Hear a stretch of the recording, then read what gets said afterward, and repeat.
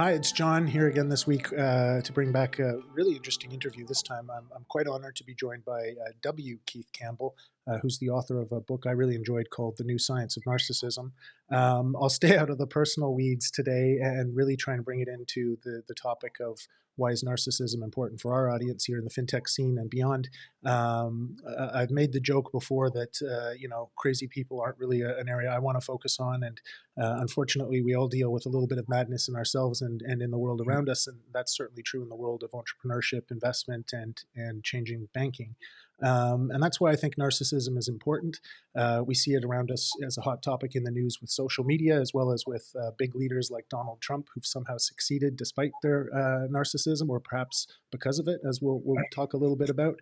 But I think we want to dive into a little bit more about why it matters. And I think that's about organizational behavior. It's what drives many entrepreneurs and perhaps holds them back.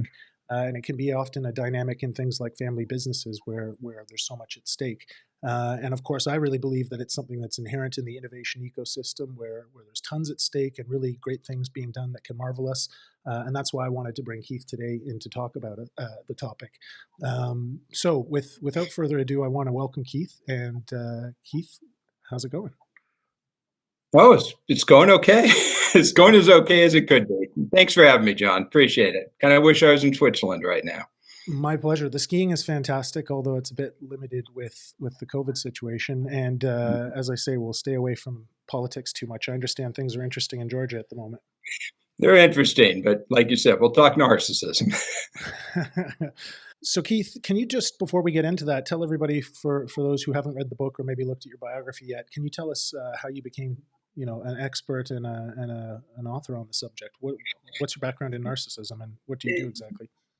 Yeah, I'm an academic. I'm a professor in social and personality psychology at the University of Georgia. I started studying narcissism in graduate school as an academic exercise. And it's just one of those topics that was interesting because of the nature of ego and understanding how ego works and how we inflate and enhance ourselves. Just a general interesting topic. But as my career kept going, it kept kind of bouncing in the real world, with school shootings and narcissism and selfies and narcissism and leadership and social media. So narcissism just kept grabbing my attention throughout my research career. So I've been doing it a long time. You mentioned some of the ways that you got into it. What are some of the examples of narcissism that people are probably most familiar with without being an expert in it? I hate to say Donald Trump, but his kind of brand is grandiose narcissism, sort of 80s showmanship and self-promotion. So I think he's a good example of seeing what we call grandiose narcissism and self-promotion. But there are lots of characters in media and lots of movie characters that get drawn that are very narcissistic. And when I come up with examples, it's so fractured. They had a new superhero show on Amazon where the Captain America guy was a kind of a classic narcissist that was very well done. And there are a lot of shows like this. So they're out there. Yeah. And as I say, we'll skip relationships, but there's more to narcissism than just Donald Trump, right? There's something actually very technical and something that we're perhaps becoming to better understand these days. Where is it good for somebody to start understanding narcissism in a bit better detail? How do we define it? Because when people use the term generally now, it's somewhat pejorative, meaning no one wants to be called a narcissist. And it usually means somebody's got a big head or somebody's arrogant, has an inflated opinion of themselves. But in the personality research and the research world, we think of narcissism as something more technical. It's a personality trait, meaning everybody's got some amount. Some people have a high level of narcissism, some relatively low.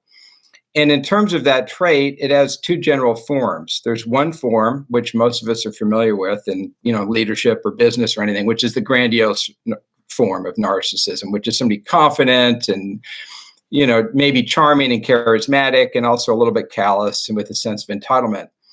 And then there's this other form of narcissism, which we hear less about in the business or dating world, but you see it a lot more in the clinical or therapy world, which is vulnerable narcissism. So these are folks who have this sort of high sense of entitlement. They think they're important and the world should revolve around them a bit, but they're sort of shy and insecure, maybe introverted, they're not, and neurotic even. So they're not out there trying to make things happen. They just sort of fantasize about it. And their self-esteem kind of goes up and down because of that. So there's a more vulnerable form. And then to make it more complicated, the clinical psychologists and psychiatrists have come up with a personality disorder called narcissistic personality disorder, NPD, which is the extreme and pathological form of narcissism that's actually clinically treated. So what NPD is when your narcissism becomes extreme, both grandiose and vulnerable, but extreme and inflexible, meaning you can't really turn it on and off, and it starts damaging your life. It has clinical impairment. So it ruins your marriage. It ruins your working relationships. Then it can be diagnosed as a disorder. And I think that's where we've become most familiar with it, right? Is bad narcissism and the nasty side of it. I guess rather than getting into too much detail about all the bad stuff, I just want to clarify there are some things, as I've come to understand it, that are closely related. I mean, you mentioned a little bit of the characteristics, but I remember reading in your book the idea of the cousins of narcissism. Where does narcissism fit into other topics of personality and perhaps disorders? Yeah, so what we have are these families of traits that are trait cousins, trait families that share core elements, but they differ in different ways. So one important family of traits we talk about a lot in the literature, and you'll see this outside, is something called the Dark Triad. Sometimes they call it the Dark, Quadrad or something. But the Dark Triad is a combination, it's made up of narcissism, psychopathy. So the term somebody's a psychopath or psychopathy is very similar to narcissism. They share sort of that core antagonism and the willingness to exploit people, but psychopaths are usually more in it for power or pleasure than status or esteem. There's another trait that goes with there, which is something you see a lot in leadership, which is called Machiavellianism. And that's named after, Machiavelli from the book The Prince. So it has to do with being a very good manipulator. So these are people that are really good at exploiting people, but they're not necessarily in getting the status for it. So they might be the person behind the throne. So those groups of traits share this meanness, but they do it in a little different way. So I think something that's interesting to understand in all of this is narcissism, as we've sort of alluded to, is an evolving topic. It's a word that has mixed meaning. It's something that's still being studied and probably not very thoroughly in all due respect in every area. How did we get here? Where did the study of narcissism first sort of become an idea or something that we took interest in? Can you give us a bit of history? The history is it's very interesting for me. It's a little bit of my Freudian background, but the term first came from a guy named Havelock Ellis, who was a British sexologist. I even heard he was Australian back in the day. And he looked at narcissism as this idea of really self-love or self-sexual gratification.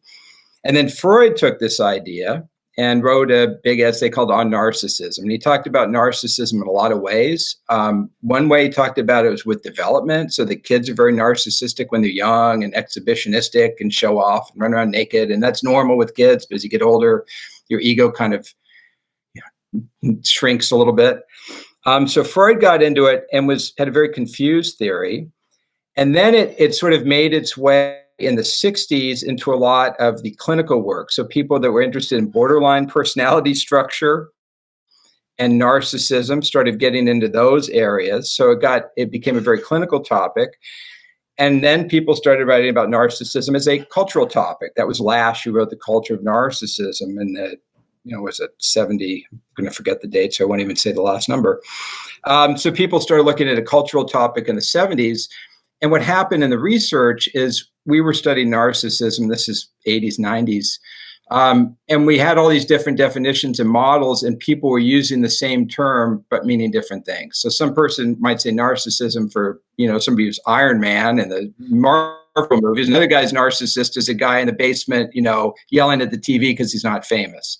Yeah. And they're very different people, and they're calling them narcissists. So what happened is we started doing the science, and it turns out there are really these two different forms of narcissism that can be measured differently. This more grandiose and vulnerable form. And that's where the field is. We have pretty good tools to measure these things, and we know what we're talking about at least. Yeah, and I was going to say that's something that's kind of interesting as well. It's probably very everyday for you, but it's interesting for those who don't understand the real science of this. It's not just talking about opinions about people's personalities. There is some science now being developed in measurement, as you say. Can you talk about that? Yeah, it's measurement science and personality. I'll be a little nerdy here. We've been developing what you know of as a self-report personality test. We've been working on this for about 100 years. And those are any test you take where it's like, if I ruled the world, it would be a much better place. I like to look at myself in the mirror. I can make anyone believe anything I want. Those are items on a narcissistic personality inventory.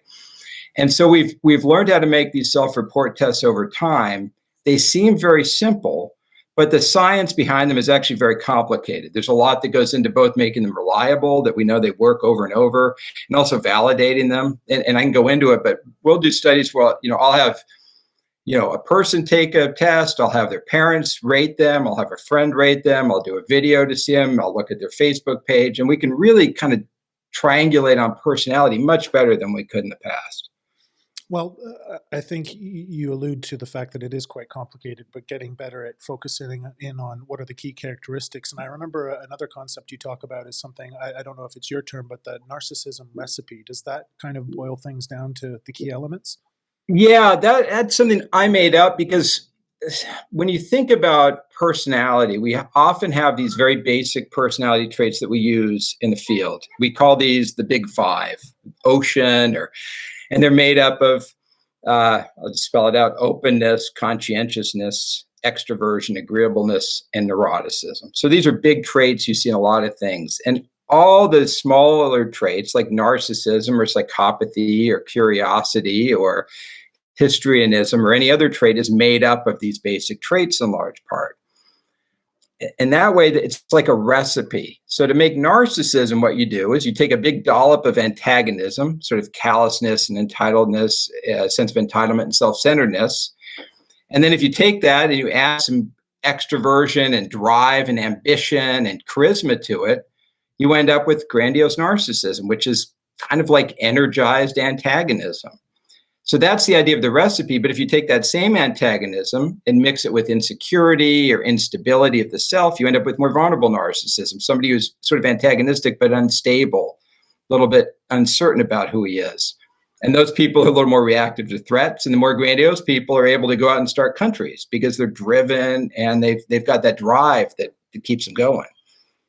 I guess that's something that's difficult to distinguish until everything is said and done. But in the world of startups, we're very familiar with bold ambitions and real life risks in trying to do something new. So I think there's quite a lot of room to be proven over time in terms of whether somebody can deliver or not. But I wanted to understand. I'm going to interrupt for 1 second, John, just to say, if you take grandiose narcissism and you get rid of that meanness or antagonism, what you end up with is really drive and boldness and ambition. And we call that fearless dominance as a trait.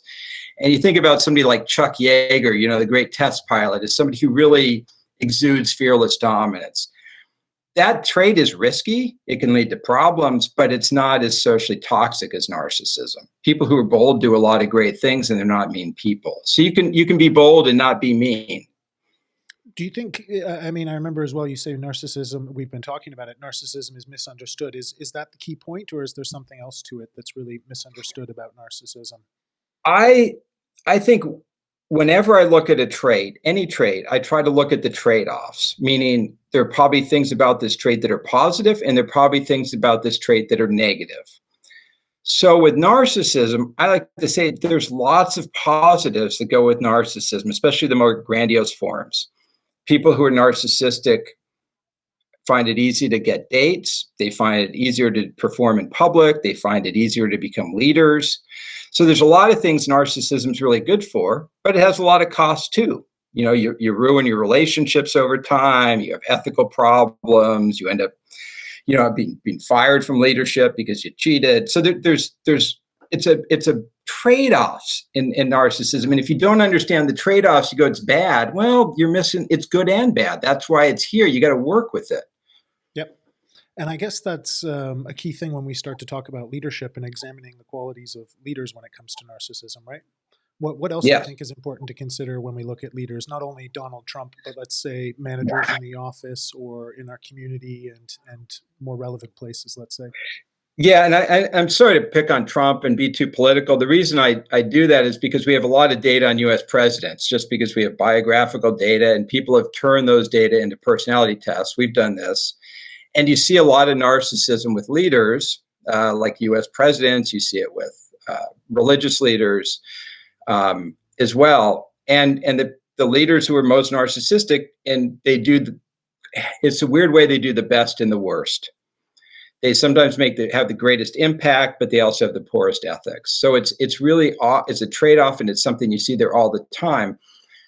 But even when you look at small groups, if I bring a group of freshmen into the lab and say who's going to be a leader, the person who's narcissistic, and if I do this 100 times, over time, those narcissistic people rise to the top because they want to be leaders and they're willing to let people let them because they seem confident. So narcissism works across levels from the kind of garden club to the presidency. Yep. You mentioned religion there, and I want to stay far away from the idea of narcissistic religious leaders and things like that. Politics is dangerous enough. But I know you're interested a little bit in Eastern philosophy, and I remember hearing you speak about the idea of self and other from Buddhism.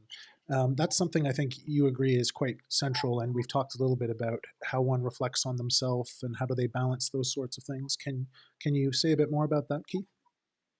Yeah, so that as somebody who's a self-researcher, kind of in the lineage of William James, and there's a group of us who study the self. When you start studying the self in the West and you start reading the books, you're like, wow, the people who really understand the self are the Buddhists, because they spent centuries looking at themselves and watching this process of how the self is created, how you get desire, how the self is sort of blown up in that process. And so I think there's a natural gravitation to try to understand the Buddhist perspective of the self. But in the Buddhist world, you're focusing on something like either non-attachment or maybe non-attachment is probably good for egolessness in a way, dropping the ego. Okay. And that's something very hard to understand in the West. We've gotten better, but 30 years ago, we didn't have tools for that. But when you study narcissism, you kind of go, well, here's the ego in the most extreme form it can be, so we can look at it that way and see that the ego really works like a process. It's not somebody goes out there and they seek status, they get the status met, they feel better about themselves, their esteem goes up, they go do it again. It's just like a machine in a way. And I think that's something that's very interesting you get from the Buddhist perspective, is seeing the self as something that's always been built and structured like a machine.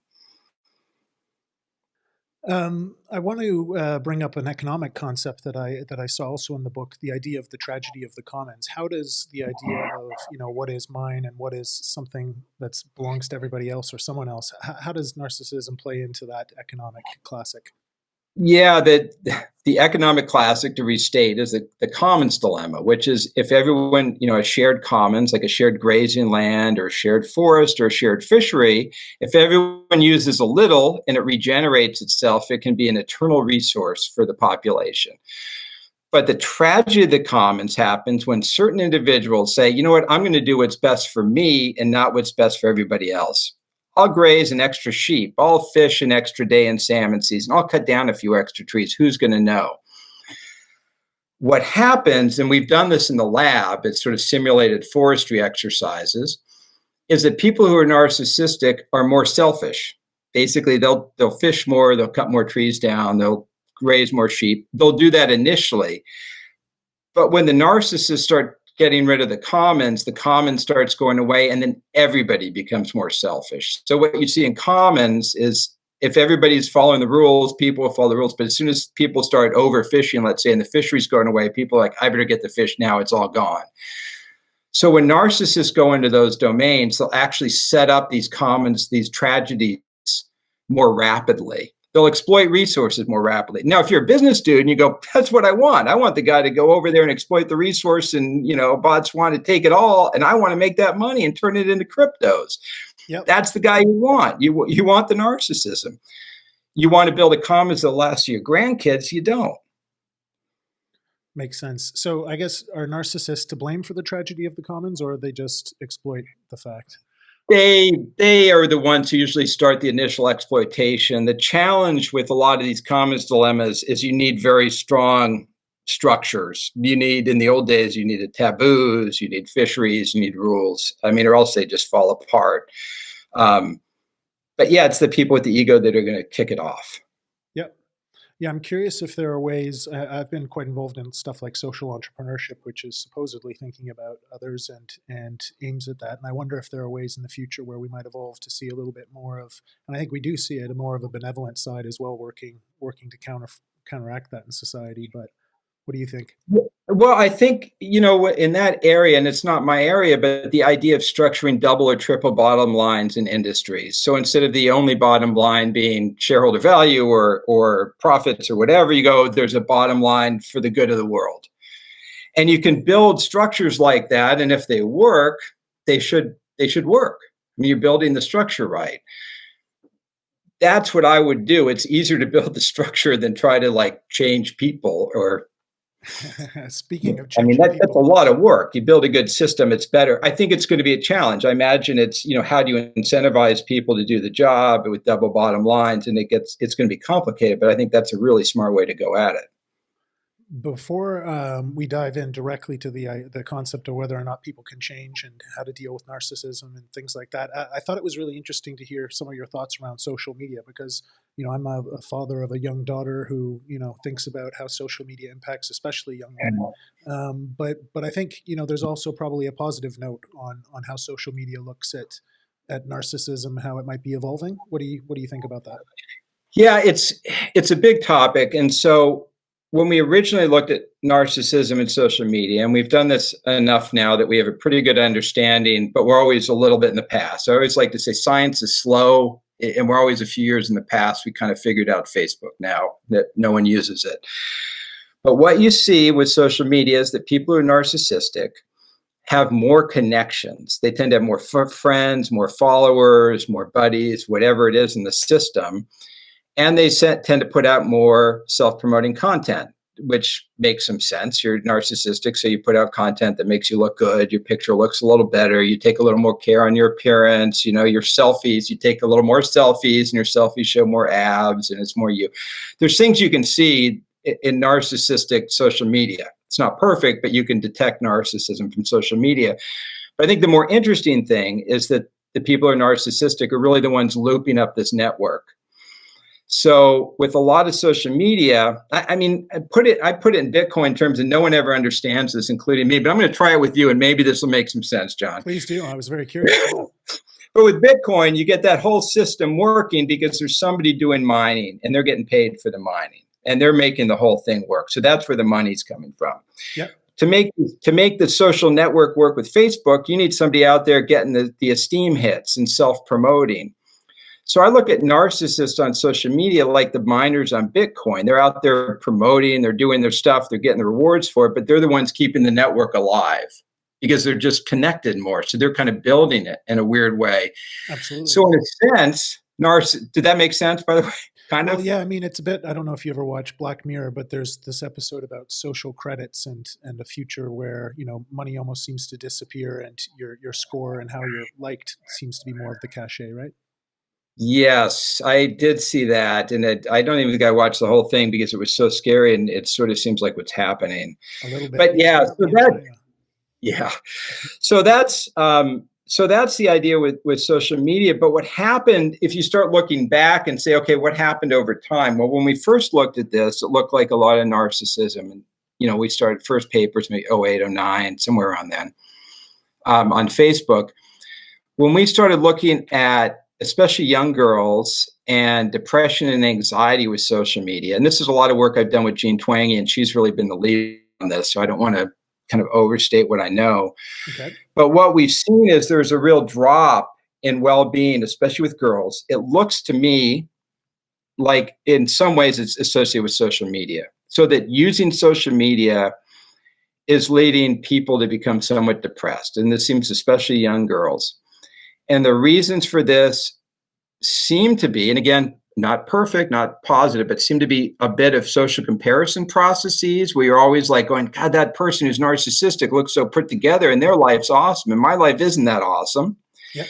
And then there's FOMO, or fear of missing out. So you're at home and you're, all your friends are at Stad or whatever, however you call it, skiing, and you're at home like, yeah, and you're just like, I'm a loser. And I couldn't imagine being a young kid and just seeing how all my friends were happy and successful, and I'm just a loser. So there seems to be this bit of depression that kicked in, and you saw a trend in social media away from like the Instagram influencer model to more of the TikTok silly model. And I think part of that was a bit self-protective, where it just became painful for a lot of people. That's my guess. Gotcha. Yeah, and I understand there's quite a lot of study around that at the moment, and also how the internet and communications are affecting young boys and men as they develop. I guess it's somewhat of a related topic, but do you have some thoughts on how, for example, trauma or for example, maybe some of the demographic characteristics of narcissism, how can those influence a personality? Yeah, trauma is such an interesting thing because when I started talking to people always bring up trauma, and it was hard for me to really understand because I kind of think of things like as an academic. I'm like, well, trauma predicts all sorts of bad things. It doesn't just predict narcissism. So in the narcissism literature, we're not that interested in trauma because it's not unique to narcissism. Trauma really distorts people's personality around the board. Gotcha. Yeah. But the more I've talked to people about it, I've realized what trauma can do is distort and fix your personality. So the idea, ideally your personality can move, it can be flexible. So if I'm socialized and I can be really extroverted, but if it's like, hey, let's get down to work, Keith, I can turn down my extroversion and work. I can't do that, but ideally I could. And so you should be have a personality that's a little bit flexible. But what trauma does in some way is it gets you fixated, and it just makes it harder for personality to work in general. And when you see people with extreme narcissism, you can see trauma, and you see, especially with vulnerable narcissism, that with that vulnerability, there's often trauma that's involved. So it seems to be there. It just is not unique. If a kid's got trauma, I don't know if it can be narcissistic or depressed or whatever, because trauma is just kind of bad across the board. Well, I wanted to ask, my parents are in the business of mental health, and I like to think that people all grow over time as we evolve. Do you believe in personalities, especially extreme personalities such as, NPDs? Can they change? And what are some of your thoughts about that? I think so. And this is a different position than I had when I started studying narcissism and got into the literature and talking to clinical people and reading the clinical lore. There's a very strong idea that narcissists don't change. And one is you don't want to change because you're awesome. And the second reason is your ego is there's a very strong defensive component to the ego. So if you're like, hey, Keith, maybe you should just dial it down, you're like, shut up. No one tells me what to do. So there's a defensive quality to narcissism. What we found, and this is why I call the book The New Science in a way, because there's new science. What we found in the research is that lots of people who are narcissistic see it as being detrimental. And I think part of it is that you see somebody with a happy family or somebody with a warm relationship, and you go, I want that, and I can't get that. You can't really just fake a happy family. You got to have love. And so that's something that's missing with people. And people see their sort of antagonism hurts them. So there is some idea that people do want to get treatment. In terms of the therapy itself, there has been no really gold standard research done on what therapy works or doesn't. But what you see across therapies is that people report narcissists improving, becoming less narcissistic, more empathic in therapy. The challenge is keeping people in therapy, and you get huge dropout rates. So my general belief is personality can change. It's much more flexible than we thought 30 years ago, and certainly more flexible than Freud or James thought. But it's a challenge of motivation and doing the right things. Yeah, that's interesting to hear, and I want to touch on it again before we wrap up. But I guess to try and step away from that for a minute, let's try and talk about other strategies. I mean, how do you use narcissism effectively if you're going to be honest with yourself and admit we all have a bit of this in us? Yeah, I think narcissism is good for public performance and it's good for competitive performance. So it's like, hey, we got to go have a public showdown. I mean, so trial lawyers, high testosterone, high narcissism, because they're in this sort of public competitive realm. Dating is another realm where narcissism helps. You got to just be confident and show off a little bit. So public performance, dating, entrepreneurship, again, you mentioned this, and there's, being an entrepreneur takes some ego, it takes some capacity for risk. And so that's a place where narcissism seems to work. I mean, it seems to be in these new emerging areas where narcissism can be beneficial, and you want to use it, but it's going to destroy your relationships over time. And if you start believing your own press, you're screwed.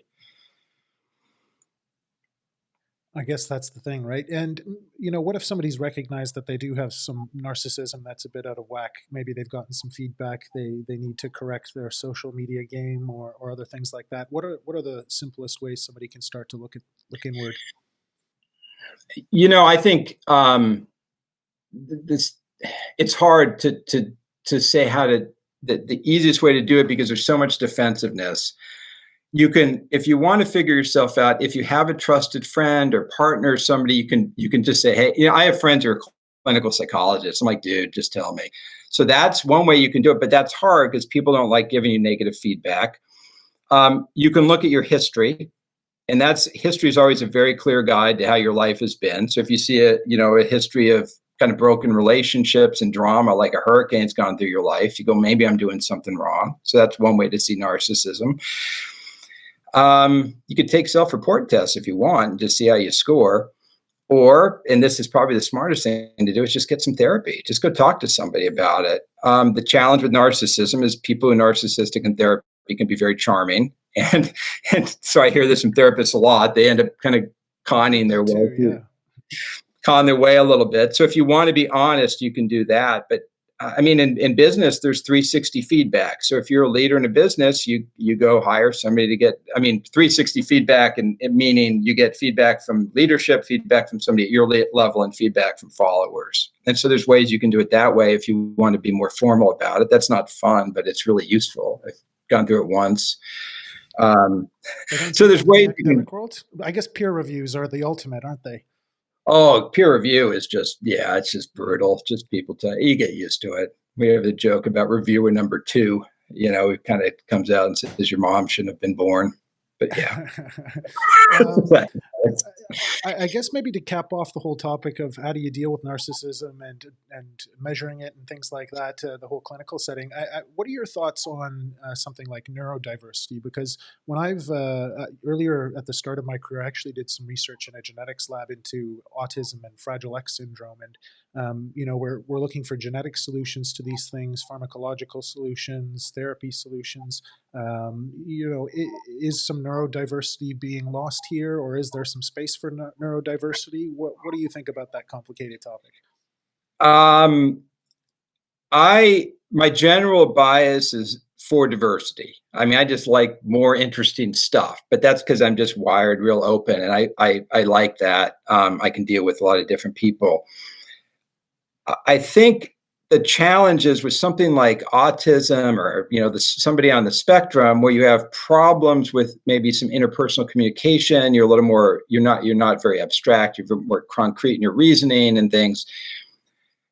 That is one problem, but narcissism can be more toxic if you have somebody who's narcissistic and destroying your organization. So they're hitting on employees, they're stealing stuff. They're blowing money because they made a bad trade and they're trying to double down to hide it before the bonus. So you can get some real problems with narcissism that was, with people that are a little bit neuroatypical, you're just not going to see that. It's going to be more of just, let's make sure we're being more concrete in our directions and stuff. So anyway, that's a longish answer. I don't know if I answered it.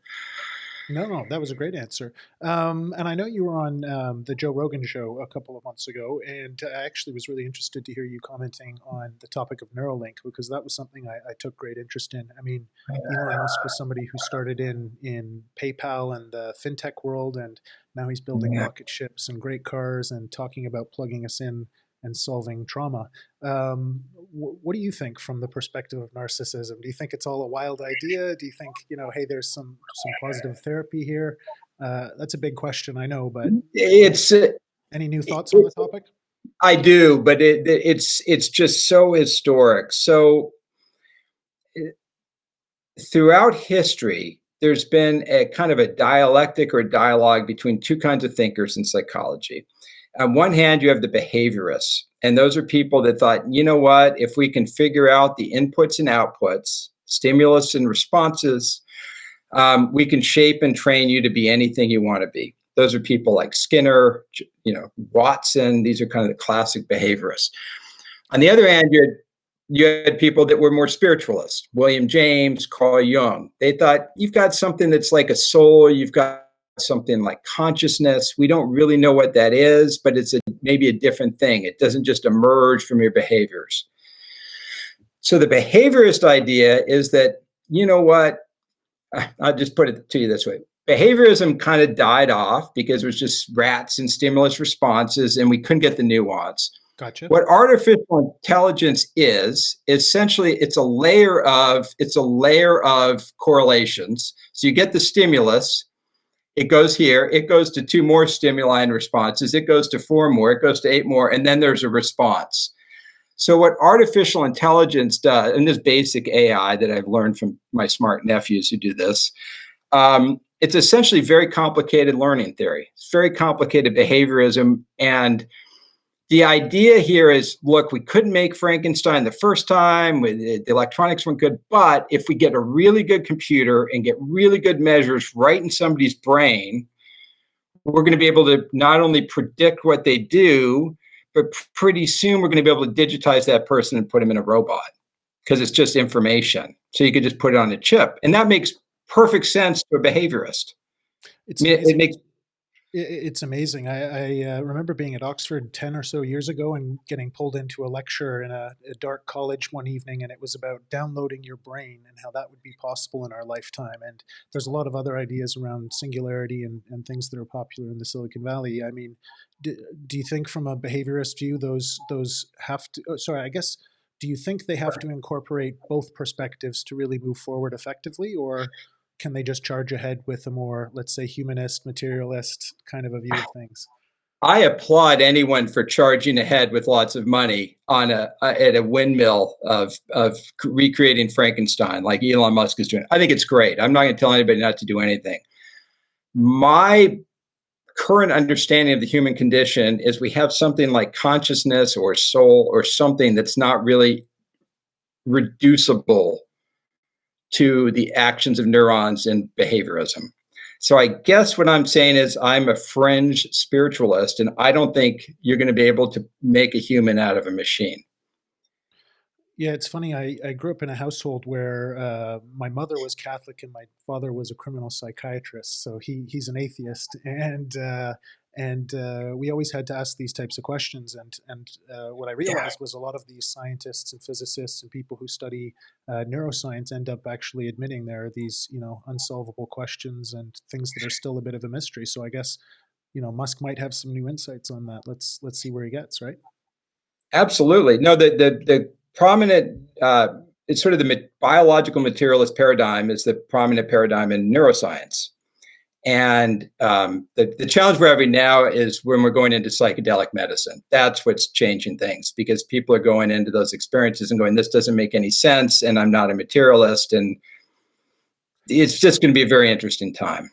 What do you mean exactly? Because when I hear the word psychedelic, I think right away, yeah, that's something crazy and wild, and it's not familiar to me. But what exactly are you talking about? Oh, I'm talking about there's a renaissance in psychedelic medicine that started in Hopkins and Imperial College. Those are kind of the two centers right now, where they're doing a lot of work on psilocybin, a little bit on LSD, a little bit on DMT, looking at a lot of neuroscience. So looking at how these chemicals affect neuroscience, but they've done very interesting work on personality. So looking at personality change occasioned by a single dose of psilocybin or magic mushrooms, and finding people after that become more open and less neurotic. Okay. So they're finding these personality changes, but the thing they're able to do is they're able to induce mystical experiences in about half the people, meaning people are having these very important religious experiences in a lab in John Hopkins taking mushrooms. It's wild. Right. And so, I guess sorry, go ahead. Well, they're having mystical experiences, and they're seeing the divine, they're seeing God, and they come back and they're not materialists anymore. It's very hard. People see God. You're like, now, if you're a scientist, you're like, yeah, it was just my brain and the wiring did this and it shot up the God thing. And that's just what happens. It's just a movie in my brain. It's no big deal. Yeah. But it's changing people. And then, we started studying ayahuasca and more shamanic medicine, 3-4 years ago with a grad student. And when you start going down those rabbit holes, and it's very hard to come out of that thinking that the materialist paradigm is enough. Gotcha. Yeah. I mean, I'm sitting here in Zurich, not too far away from where Philip Hoffman was synthesizing these things. And it's kind of interesting to look at how that's developed. I actually read recently that these are now investment opportunities, much like in my home country of Canada, cannabis became, five or so years ago. So I guess there is some real science and some real actual, even philosophy, as you were sort of saying, blending the self and the other and dissolving those contradictions that I guess a lot of people can get hung up on, right?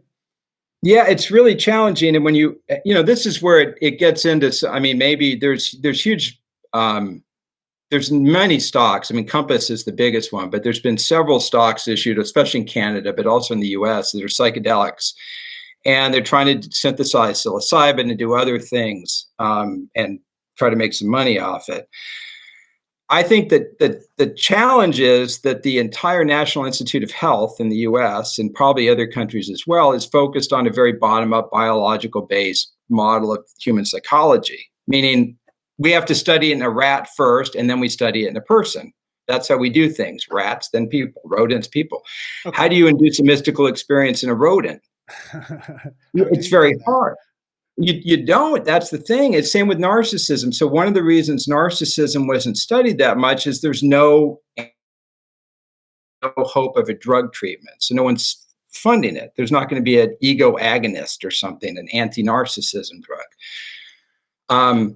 And I think the challenge with psychedelics is they're using a very behavioral paradigm, but the effects are mystical experiences, and no one knows what to do with that. So it's a very interesting time, and our paradigm just doesn't work. Yep. I think, and a lot of people aren't figuring this out. I'm a James lineage self guy. So this is what I think about. I guess it's not normal, but this is what we're running into, is what the heck is consciousness and what is the person? It's a very interesting time. Indeed. Yeah. Touche. Well, I want to make sure we have enough time for two last questions that are really important to our audience. You mentioned the word money a couple of times. Do you have some thoughts around the connection? I mean, money is something that people can get really hung up on. Where do you see narcissism in that picture often? Yeah, I started studying wealth a little bit just because no one actually studies it, which is terrifying.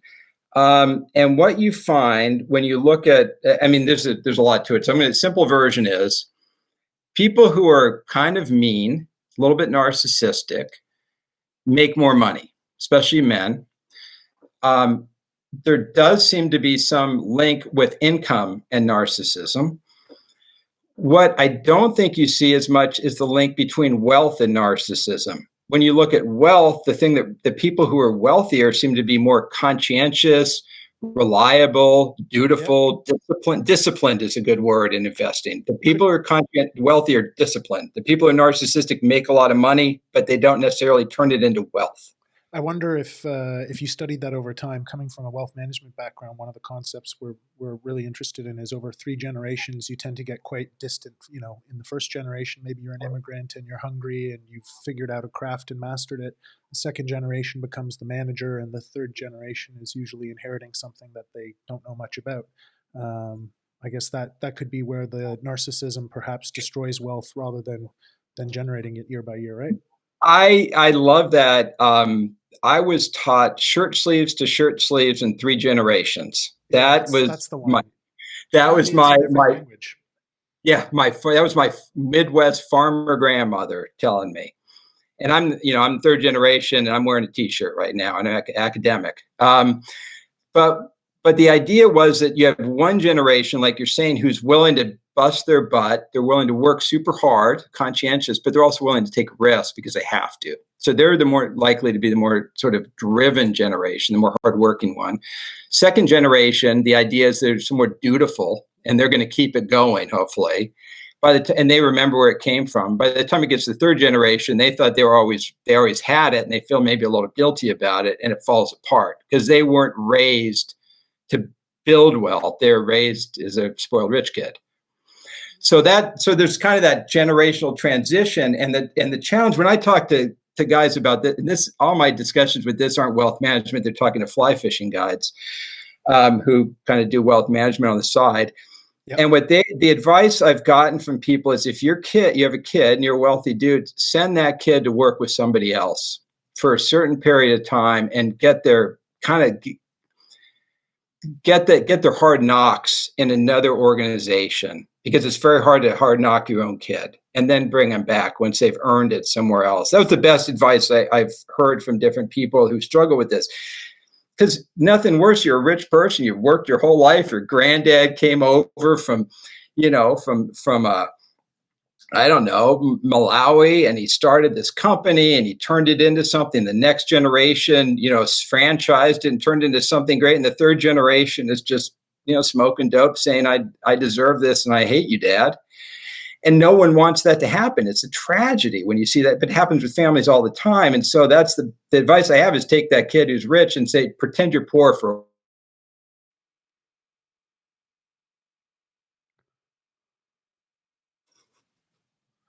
Yep, great I advice. just froze and explained this picture. Well, no, great advice. We definitely got that.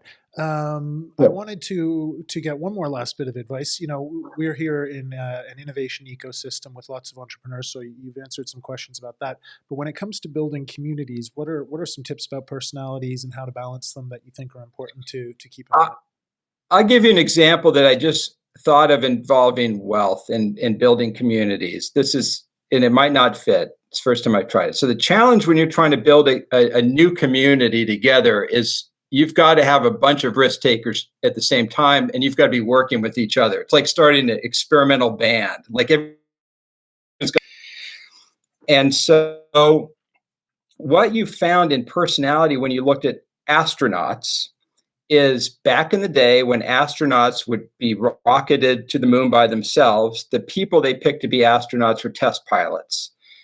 Guys like Chuck Yeager, who had very high dominance scores and also a lot of narcissism because they were test pilots. They were, people who were not scared to fly, the speed of sound in a bucket of bolts. Makes some They sense. became the astronauts. That made sense. But now astronaut missions, you have to send 6 people to space for 6 months. And if you sent Chuck Yeager and Buzz Aldrin to space for 6 months, they'd kill each other. They'd be fighting over girlfriends. They'd have competitions. So when they select astronauts, they do a lot of personality screening, and they screen for people who are very low in neuroticism. So you want people who are very calm, very stable. And you want people who are very agreeable. So they're nice. So they have to be really calm and really nice, not narcissistic people. Okay. In business, this gets turned into something called the no asshole rule, which is if you're an asshole, we just don't want you here because it's just who needs the grief.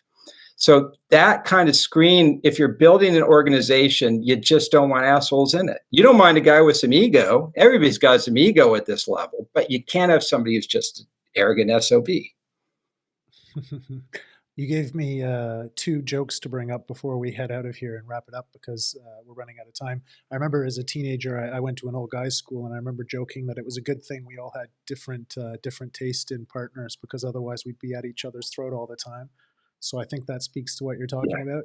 And then I'm actually somebody who's 6'7". So I grew up always having this idea of being a natural leader, or being told that you're supposed to be a natural leader. And when I started to get Yeah. on the plane, when I really peaked out at my height, I realized that like height, narcissism is probably something you can have too much of a good thing, right? Oh, absolutely. I mean, that's the thing. You want some, but not too much. I wouldn't mind a few of those inches, man. Well, Keith, I'd be happy to share them, but I don't think they figured that one out yet. But I hear CRISPR's doing amazing things, and we'll Yeah, definitely catch good. up with you when that one's solved. I really do appreciate the time. I know you're very busy, not only with your research, but the book and all the interest in your work, because this is a hot topic these days. I don't know if you have any last words. I would encourage everybody to check out the book and your work, but anything you'd like to mention before we go? I, I think people say I'm concerned being too narcissistic, and I will say if you have loving relationship, you're okay. Focus on the love and go out and change the world. There's nothing wrong with changing the world and being the best you can be and being awesome. Just have love. That's the anchor you need. I remember growing up learning a life lesson in college when I switched from business to philosophy, and saying it was important to be honest with myself and with other people. And I think that speaks to a lot of what you've shared with us today, right? Yeah, I really like that idea. It's just transparency and who you are, and yeah. And success will follow, I believe. So yeah, let's all keep that in mind. And Keith, I wish you all the best for the new year. Thank you so much again for joining us today. And Oh, looking thanks forward to for having keeping me. in touch. Definitely.